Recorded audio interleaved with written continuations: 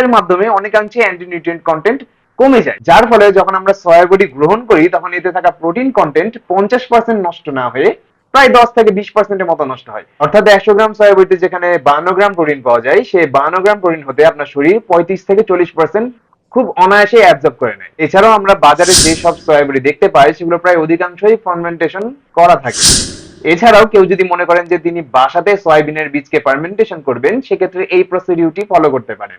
আরো একটি তথ্য প্রচলিত আছে যে সয়া বড়ি খেলে কিডনির প্রবলেম হতে পারে। আসলে বিষয়টা ভুলভাবে উপস্থাপন করা হয়েছে। সয়া বড়ি খেলে কিডনির প্রবলেম হবে বিষয়টা এমন না, তবে কিডনির প্রবলেম যাদের আছে তাদের সয়া বড়ি না খাওয়াটাই উত্তম। কেউ যদি প্রচুর পরিমাণে রেগুলার বেসিসে সয়া বড়ি খেতে থাকে, সেক্ষেত্রে তার কিডনিতে ইউরিক অ্যাসিড বেড়ে যেতে পারে। এই ইউরিক অ্যাসিড আপনার কিডনিতে পাথর গঠন করতে পারে। এখন হ্যাঁ, কতটুকু সয়া বড়ি খাওয়া আসলে সেফ? যদি আপনি একজন সুস্থ স্বাভাবিক মানুষ হন, অর্থাৎ আপনার কোনো কিডনির রোগ নেই, সেক্ষেত্রে আপনি 50 গ্রাম পর্যন্ত সয়া বড়ি খেতে পারবেন। এবং যদি আপনার কিডনিতে